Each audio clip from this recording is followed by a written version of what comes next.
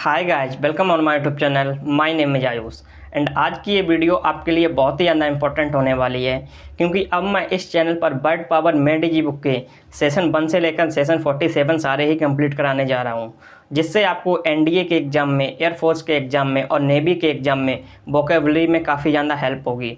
क्योंकि bird power made book एक ऐसी बुक है जो कि स्टूडेंट्स ले तो लेते हैं, लेकिन उन्हें ये समझ में नहीं आता है कि इस बुक को यूज कैसे करना है। तो अब आपको टेंशन नहीं लेनी है, क्योंकि अब मैं इस चैनल पर सेशन 1 से लेकर सेशन 47 तक बर्ड पावर मेड बुक में जितने भी सेशंस दिए गए हैं उन सभी सेशंस को 1 बाय 1 करके कवर कराऊंगा। और आपको ये तो पता ही होगा कि bird power made book vocabulary की एक काफ़ी ज़्यादा अच्छी बुक है, जो कि आपको रूट वर्ड्स की हेल्प से वोकेब सिखाती है। तो आज की ये वीडियो सेशन 1 की वीडियो है। अगर आपको ये वीडियो पसंद आती है तो आप कमेंट करके बताइए, तो मैं इस सीरीज़ को आगे बढ़ाऊंगा और जब तक आपका एनडीए का एग्ज़ाम होगा तब तक मैं इसके सारे 47 सेशंस को कंप्लीट करा दूंगा, जिससे आपकी वोकेबलरी काफ़ी ज़्यादा स्ट्रॉन्ग हो जाएगी। लेकिन उससे पहले एक ज़रूरी बात, अगर अभी तक आपने इस चैनल को सब्सक्राइब नहीं किया है तो आप इस चैनल को सब्सक्राइब जरूर कर लें, क्योंकि इस चैनल पर आपको एनडीए, एयरफोर्स और नेवी से रिलेटेड जेन्युइन कंटेंट मिलता है। तो चलिए फिर वीडियो को शुरू करते हैं।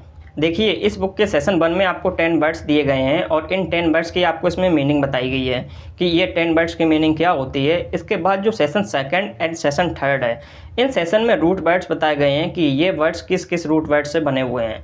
तो सबसे पहले हम देखते हैं कि सेशन वर्ड में कौन कौन से वर्ड्स दिए गए हैं और उनकी मीनिंग क्या है। तो देखिए, इस सेशन में जो सबसे पहला वर्ड दिया गया है वो वर्ड दिया गया इगोइस्ट। अगर हम इगोइस्ट की बात करें तो इगोइस्ट एक ऐसा व्यक्ति होता है जो कि हमेशा ये चाहता है कि कैसे भी करके सिर्फ और सिर्फ उसी का फ़ायदा हो। यानी कि इगोइस्ट व्यक्ति हमेशा अगर कोई भी डिसीजन लेगा तो वो डिसीजन एक ही बेसिस पर लेता है कि अगर वो इस काम को करेगा तो उसमें उसका फ़ायदा होगा या फिर नहीं होगा। अगर उसका फ़ायदा नहीं होगा तो वो उस काम को बिल्कुल भी नहीं करेगा, और अगर उसका फ़ायदा वहाँ पर हो रहा होगा तो चाहे फिर उस काम को करने से दूसरों का नुकसान ही क्यों ना हो, अगर उसका फ़ायदा होगा तो वो अपने फ़ायदे के लिए उस काम को ज़रूर करेगा। यानी कि इगोइस्ट एक ऐसा व्यक्ति होता है जो हमेशा सिर्फ और सिर्फ अपनी भलाई के लिए ही सोचता है, और वो हमेशा यही सोचता रहता है कि उसका ही सिर्फ और सिर्फ फ़ायदा हो, चाहे फिर उसमें दूसरों का नुकसान क्यों ना हो जाए। इसके बाद इसमें जो दूसरा वर्ड दिया गया है वो दूसरा वर्ड दिया गया है इगोटिस्ट। आप इगोइस्ट एंड इगोटिस्ट को देखेंगे तो ये दोनों ही वर्ड्स ऑलमोस्ट सेम है, सिर्फ इसमें एक टी का फ़र्क है और इसमें टी नहीं है। तो आप इन दोनों वर्ड्स में डिफरेंस कैसे रख सकते हैं ये मैं अभी आपको आगे बताऊंगा। लेकिन इगोटिस्ट एक ऐसा व्यक्ति होता है जो कि हमेशा सिर्फ अपने बारे में ही बताता रहता है, जो हमेशा अपने ही अचीवमेंट्स को बारे में बताता रहता है कि मैं ये कर सकता हूँ, मैं ये कर सकता हूँ, मैंने ये किया है, मैंने वो किया है। यानी कि अगर ये 4 लोगों के बीच में होगा तो ये सिर्फ और सिर्फ वहाँ पर अपने ही अचीवमेंट्स को ही बताएगा और सिर्फ अपने ही तारीफ करेगा। यानी कि इगोटिस्ट सिर्फ और सिर्फ अपने बारे में ही बात करता है, ये सिर्फ अपनी ही तारीफ करेगा। आप देख सकते हैं कि ये दोनों वर्ड्स होते हैं, ऐसे व्यक्ति हमारे आसपास चारों ओर काफ़ी ज़्यादा होते भी हैं। उसके बाद इसमें जो तीसरा वर्ड दिया गया है वो तीसरा वर्ड दिया गया है एल्ट्रुइस्ट। अगर एल्ट्रुइस्ट की बात करें तो एल्ट्रुइस्ट एक ऐसा व्यक्ति होता है जिसे सेटिस्फेक्शन तभी मिलती है जब वो दूसरों की हेल्प करता है। यानी कि ये व्यक्ति हमेशा ही दूसरों की हेल्प करने के लिए रेडी रहता है, और इसे सबसे ज़्यादा खुशी तभी मिलती है जब ये किसी भी व्यक्ति की हेल्प करता है, चाहे इसमें इसका नुकसान ही क्यों ना हो जाए, लेकिन वो दूसरों की हेल्प जरूर करेगा। तो हम कह सकते हैं कि एल्ट्रुइस्ट जो है वो इगोइस्ट का एंटोनिम है, क्योंकि इगोइस्ट एक ऐसा व्यक्ति होता है जो कि हमेशा ये चाहता है कि कैसे भी करके सिर्फ और सिर्फ उसी का फ़ायदा हो, जबकि एल्ट्रुइस्ट ये चाहता है कि कैसे करके दूसरे का फ़ायदा हो, क्योंकि अगर दूसरे का फ़ायदा होगा तभी उसको खुशी मिलेगी। अच्छा, यहाँ पर आप देखिए कि इगोइस्ट और इगोटिस्ट में आप अंतर कैसे रख सकते हैं। आप देख सकते हैं कि इगोटिस्ट में एक एक्स्ट्रा टी दी गई है, जबकि इगोइस्ट में सिर्फ एक ही टी है, इगोटिस्ट में 2 टी हैं। तो टी से एक वर्ड है टॉक। टॉक का मतलब होता है बात करना, यानी कि इगोटिस्ट भी सिर्फ और सिर्फ अपने बारे में ही बात करता है। तो हम यहाँ पर अंतर रख सकते हैं कि इगोटिस्ट यहाँ पर एक एक्स्ट्रा टी आ रही है, तो इसका मतलब होगा कि ये सिर्फ और सिर्फ अपने बारे में ही बात करेगा, और इगोइस्ट एक ऐसा व्यक्ति होता है जो हमेशा सिर्फ और सिर्फ अपने फ़ायदे के बारे में ही सोचता है, और एल्ट्रुइस्ट एक ऐसा व्यक्ति होता है जो कि हमेशा दूसरों की हेल्प करने के लिए रेडी रहता है, और उसे जब भी खुशी मिलती है जब वो दूसरे व्यक्ति की हेल्प करता है। तो देखिए, इसके बाद जो इसमें 4th वर्ड दिया गया है वो 4th वर्ड है इंट्रोवर्ट।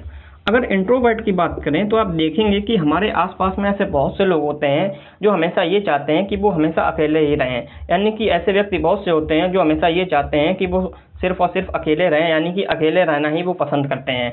जैसे अगर किसी भी काम को करने के लिए 50 लोगों की ज़रूरत होगी तो वो ये चाहेंगे कि इस काम को मैं 50 लोगों के साथ ना करूं, बल्कि ज़्यादा से ज़्यादा मैं एक लोग के साथ ही करूं। तो यानी कि इंट्रोवर्ट एक ऐसा व्यक्ति होता है जो कि हमेशा अकेला रहना पसंद करता है ज़्यादा लोगों की बजाय। वो अकेला रहते हुए भी अपना बैठा बैठा सोचता रहता है, लेकिन वो रहना अकेला ही पसंद करता है। इसके बाद इसमें जो वर्ड दिया गया है वो वर्ड दिया गया है एक्सट्रोवर्ट। अगर एक्सट्रोवर्ट की बात करें तो आप देखिए, इंट्रोवर्ट का एंटोनेम है एक्सट्रोवर्ट।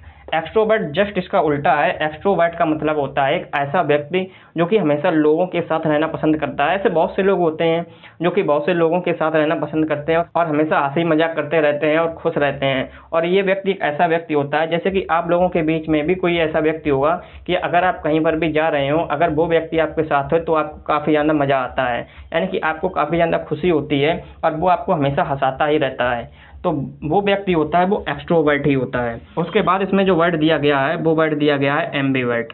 अगर एम्बिवर्ट की बात करें तो इंट्रोवर्ट एंड एक्सट्रोवर्ट के जो बीच का वर्ड होता है वो एम्बिवर्ट ही होता है।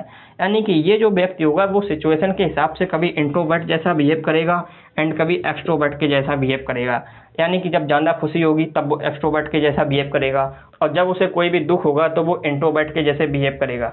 यानी कि इंट्रोवर्ट एंड एक्सट्रोवर्ट के जो बीच का वर्ड होता है वो एम्बिवर्ट होता है, जो कि सिचुएशन के हिसाब से कभी इंट्रोवर्ट एंड कभी एक्सट्रोवर्ट के जैसा ही बिहेव करता है। तो आप इन वर्ड्स को नोट कर लें और इनके मीनिंग आप अपने हिसाब से, अगर आपको समझ में आया हुआ है तो आप अपने हिसाब से इनके मीनिंग को लिख लें, क्योंकि अगर आप जितना ज़्यादा रिवाइज करेंगे आपकी वोकैब उतनी ही ज़्यादा अच्छी हो जाएगी।